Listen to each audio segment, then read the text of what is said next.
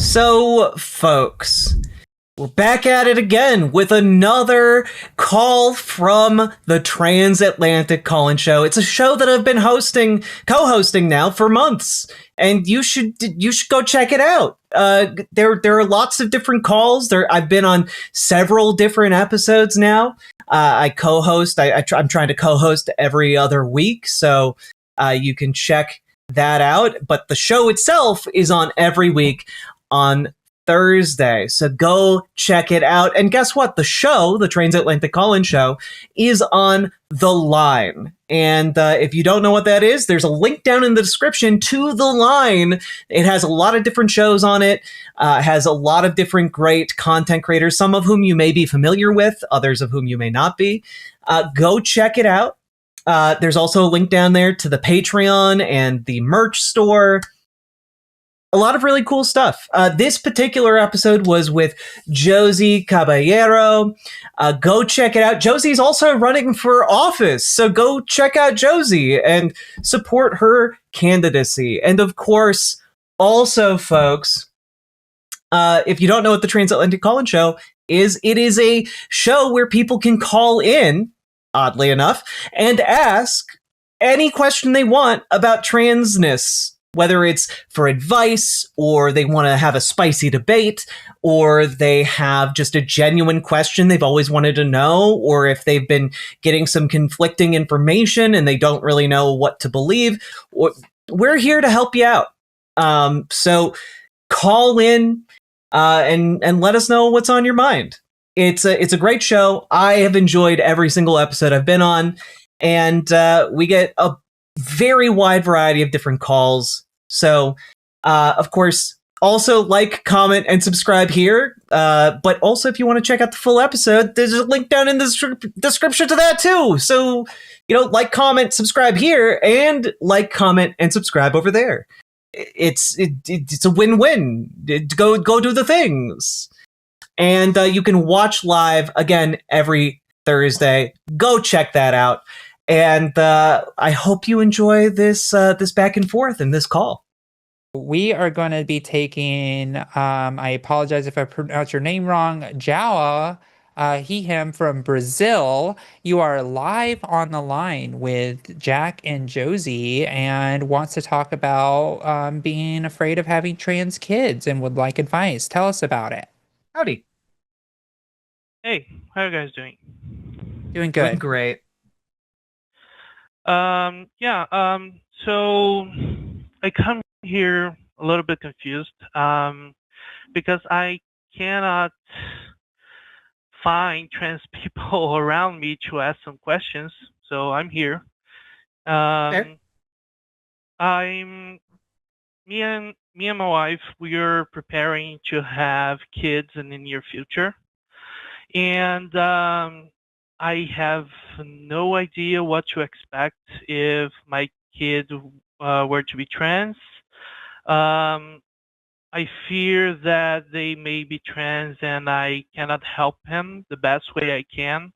Like, I want to be the best parent I can, but I have no idea how to understand being a trans kid, if they gonna have any kind of signs of being trans, if being a trans kid is easy or not. And to the call screener, I said I was terrified of having trans kids because Brazil and I know US is the same, is very hostile to trans people. So I don't want my kid to spend his youth and after that his entire life on a country that's basically against his existence. And I want also to help him if they want to be a trans child, but I don't know how to understand being a trans kid. Like, I have no idea even where to start. Like, for example, did you know as a kid that you were trans? Did you understand what that means? Like, can I have any kind of sign that my kid is trans? How do I start? Like, I didn't even know where to start. Yeah.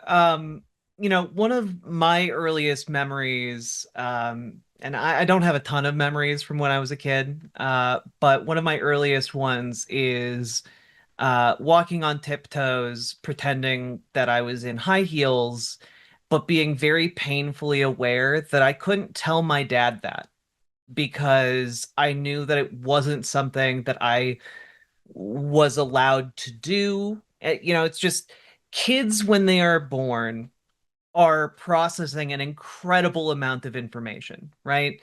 Like their brains are growing, they are learning new things at an astonishing rate. And one of the things that they're learning about the entire time is themselves, who they are, and a lot of studies have been done on this, and typically find that around the age of like 3, kids have started to develop a sense of self that is related to gender and how they identify. And I don't have any memories from when I was 3, but I do remember being 5. And um, I remember identifying with activities and things that I knew on some level I was not allowed, or, boys shouldn't do X, Y, or Z. And it made me, over the long term, afraid of my parents, afraid especially of my dad.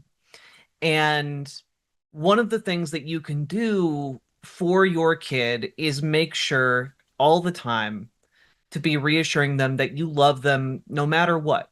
If and creating the kind of environment in your home where if your kid is trans, they can come to you and be like, or they can come to you and be like, I'm trans.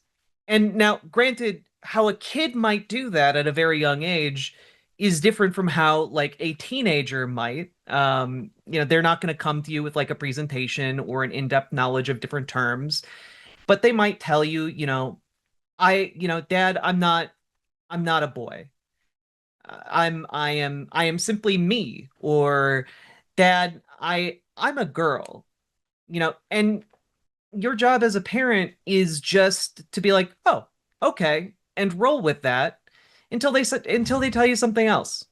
And kids are figuring out a lot of stuff about themselves, and you know, I have worked with kids in the past, and I can tell you that some very young kids will be like, I just identify as me, as myself. And you're like, okay. And then you just use like they, them pronouns for that kid.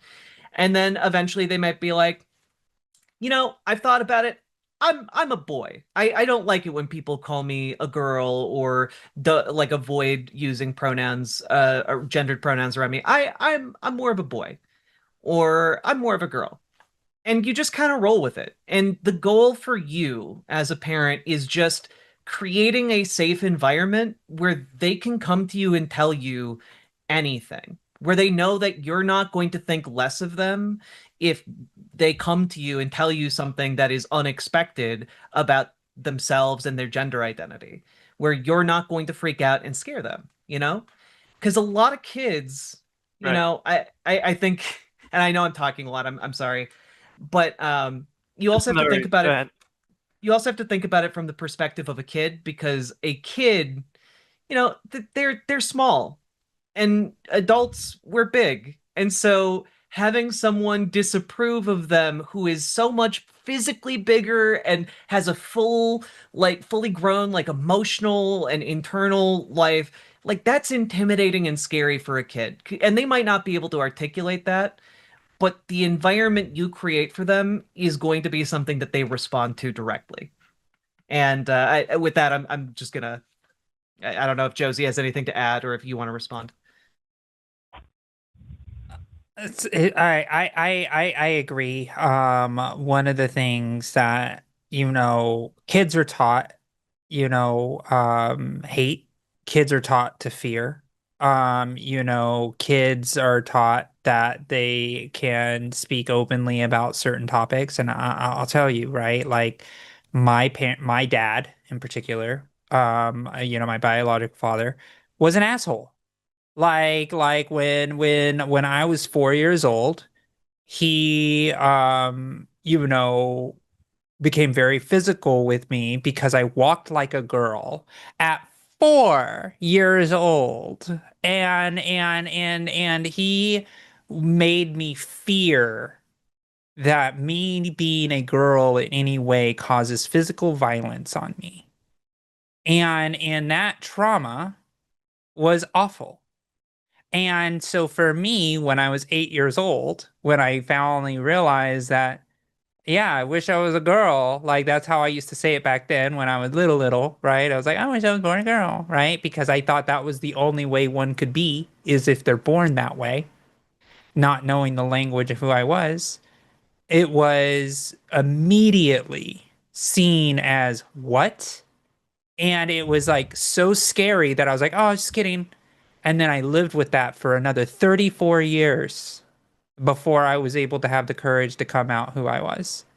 So I'm 40 now. I've been myself for the last 6 years. It had to go through a massive amount of trauma through the people around me. And a lot of them were unintentional, right? Like I love my mother, but she didn't have the words either. And so I had to go through the world like that. Like they had no idea that I wish I wore dresses. They had no idea that I wanted to paint my nails. They had no idea that I wanted to grow my hair out. Like because I was afraid, just like Jack was talking about. So it's your responsibility as a parent to be able to let them know whatever they want is okay. And when they say where it's like, "Oh, I don't want to wear pants. Can I wear a skirt like so and so?" And you are like, sure, right? Like, and not make it weird. Don't make it a big deal. Don't make it a show. It's like, okay, sure, you can wear whatever you want. Or, oh yeah, you can play with whatever you want. It's fine. That doesn't mean they're trans either, Hmm. right? And so the big thing that you need to know is I know a lot of kids, I know a lot of parents of trans kids mainly. Um, and they all share the same story when they have very young kids that come out and they know that their kids are trans, but they don't tell them for years. It's like, oh yeah, I knew my kid was a girl for a long time. And they just let them be who they are. And then they saw a doctor, right? And they're like, okay, now I need to see a child psychologist because we don't think that this is just a thing. This is actually a thing. And then they get a medical diagnosis for gender dysphoria, and then they allow them to go through the process to have the medical backing to let their kids live who they are. So it's not about you identifying that they're trans. It's about letting them grow and discover who they are in a safe place, like Jack said. Because that's your responsibility as a parent, right? You don't like, there's a lot of stories, and I'll talk about this in a reality way. I'm sure you've heard of a lot of parents who are like, you're gonna grow up and you're gonna run the family store. And they're told that for their whole lives. And then they're like, I don't want to make donuts for the rest of my life. I want to freaking paint, or I want to be a computer engineer. Like, I hate this. Why do I have to be freaking taking the family store? And then those family members will disown their kid just because they won't take care of the donut shop. Right? And Yeah. and that is not okay, and that's not fair, right? It's the same thing. But go on. I would love your response. Oh man. Yeah, I mean, I agree completely, but I guess I'm afraid because it's if that happens, it's gonna be a riot. Not because I I I I feel that um there would be a way for me to like pinpoint exactly like yeah, this kid, he's trans or she's trans. Let's do let's go to a doctor, let's go to a psychologist, but it's like it's not that clear, right? I mean, even Yeah, adults, I like a lot of so us don't even understand what we are when adults. So how could a kid know? Like that's so yeah, confusing for me. and I know you're on a time constraint. It's why I'm just like try to go through this as we can. But No worries. no, it's okay. It's okay. Um, so how this works if your kid is trans, right? Is typically somewhere around like anywhere from 3 to 6, usually 3 to maybe 5, around 5 years old, your kid starts like displaying and kind of externalizing their gender identity. And what winds up happening is nothing. you know, you just watch, you roll with it, you love them, you make sure that they're safe.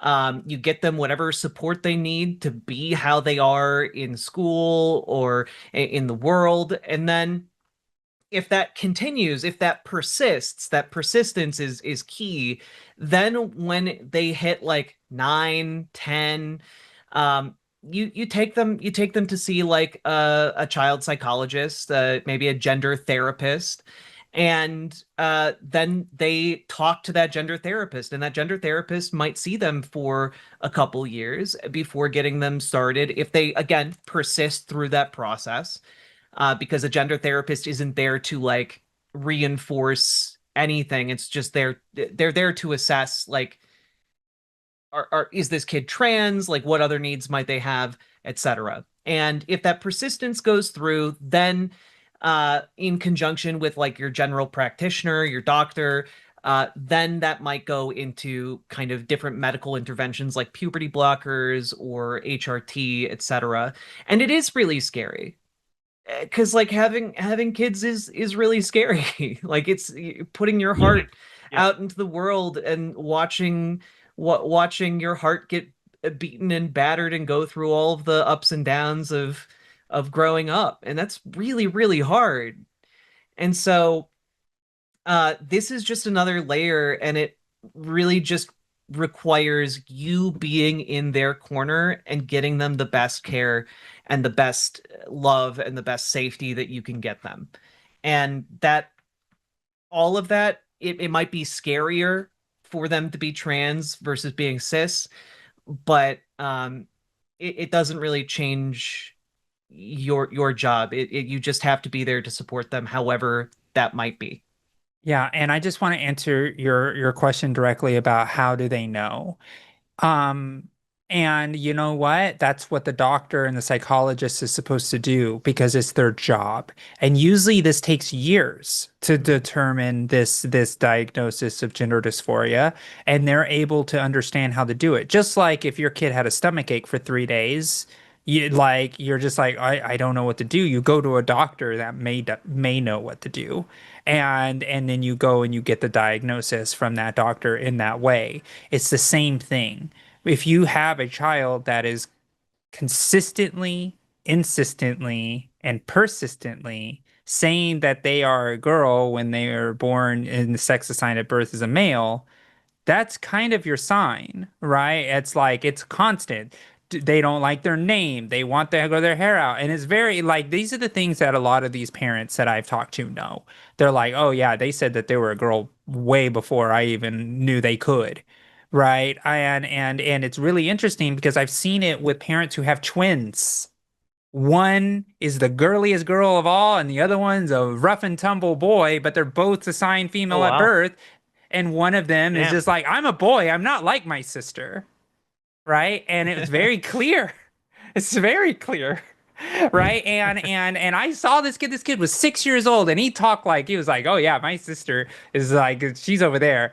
I'm me. I am doing this because I'm a boy. And it was like the cutest thing. I was like, oh my gosh. And we were at a round table in the Health and Human Services building in DC. Like it was wild with the health secretary back then when our government actually functioned.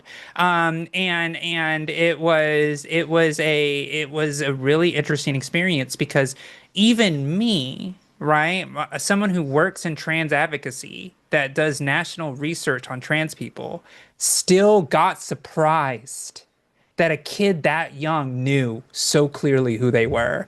And I was just like, damn, I had the courage that little kid did because he was born in a conservative in Georgia, conservative family in Georgia. And this kid was like, I am this who I am. That family lost family members because they knew that they could not bring their kid around the grandparents that were going to be bigoted toward them because those parents knew their kid and they wanted to keep their kid safe because they were good parents and they were Republican. And then they switched to being Democrat because they realized that the Republicans wouldn't let their kids live with freedom because they saw it. They knew it wasn't rocket science. They had two kids. They knew there was like one was obviously the girl and the other one was obviously the boy. Like it was clear as day. And then when I saw these kids, I was like, "Yup, that's true." I could never tell differently, right? So trust your paternal instincts. Trust your instincts as a parent and just let them grow up and you will know when it's time to take them to the doctor. Because even with those parents, they didn't take their kid to a doctor for years. They just let them be who they are. They thought that maybe they'll grow out Right. of it. And guess what? Some do, right? But some don't.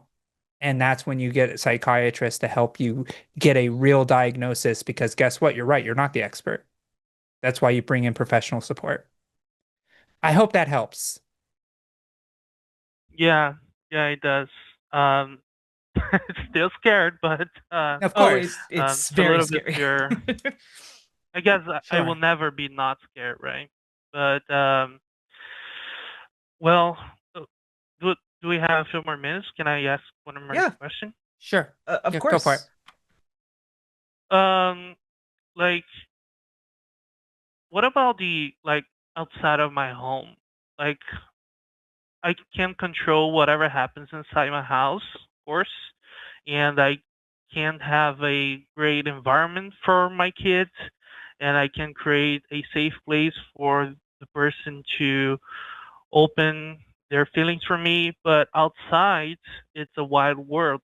So, um, maybe I'm asking for your experiences. How do I deal with outsiders? Like, do these kids say, "Hey, I'm a girl," and do I start saying to people, "Yeah, I have a daughter," and So, so how yes, do I deal with that?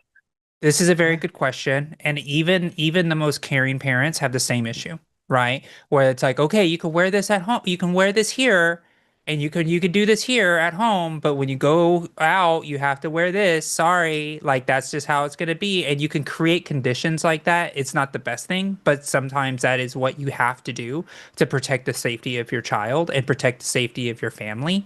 And that's okay for a short period of time, and then at some point when you have the medical diagnosis backing you, you can then be like, okay, like this is how it's going to be and I'm going to just refer it and that's the way it's going to be. It's a hard decision that a lot of parents have to make, especially in the South here in the United States. And it is not a fun thing, but you know what? The kids know that they're safe at home. They'll be able to be safe and be able to do it at home. And sometimes that's the best compromise you can make. But like let them grow their hair anyway. Who cares? Like kids can wear their hair long. Like let them grow their hair out. Like if they like, cut their hair if they want their hair cut, or like let them wear things that are ambiguous, or give them a nickname, right? That they can go out into the world and have, right? That stuff is all fine. It's just that sometimes the world is not ready, and sometimes you have to protect your kid and be the parent to do that.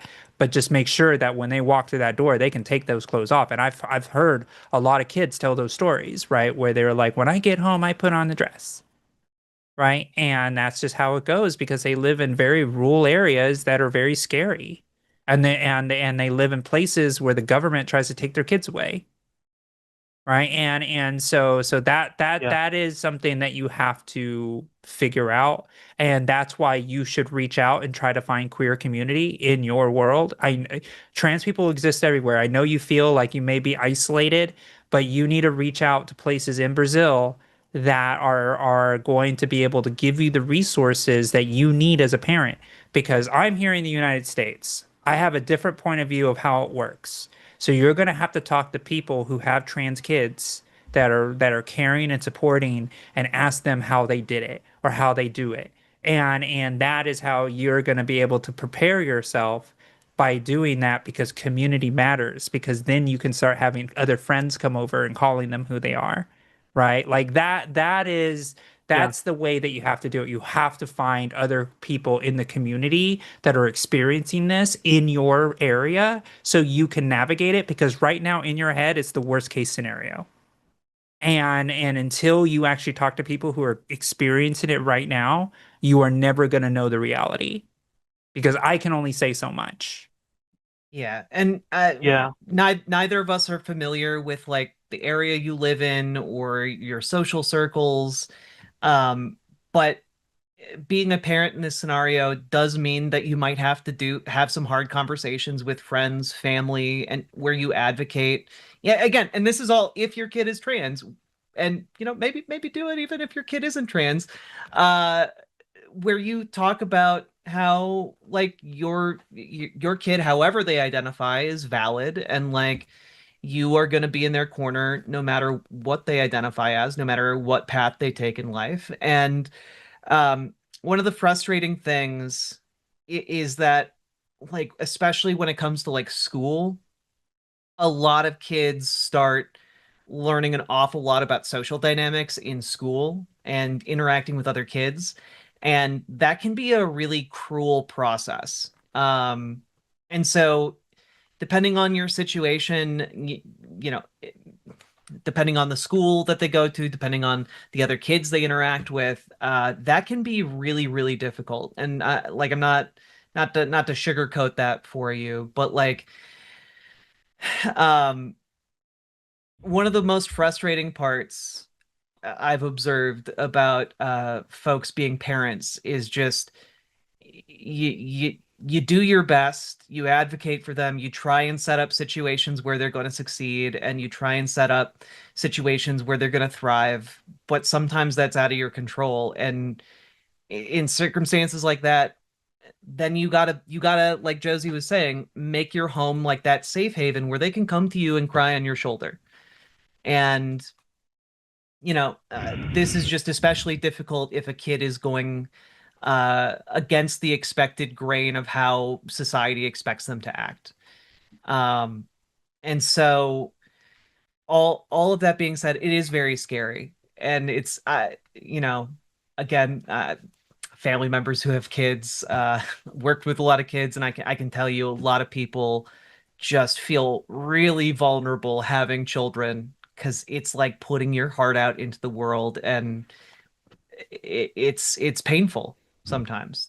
Um, and all you can do is your best to make it both clear to your child that they have your support, and also that in certain circumstances it might be physically unsafe for them um, to present how they are, and you need to keep them safe.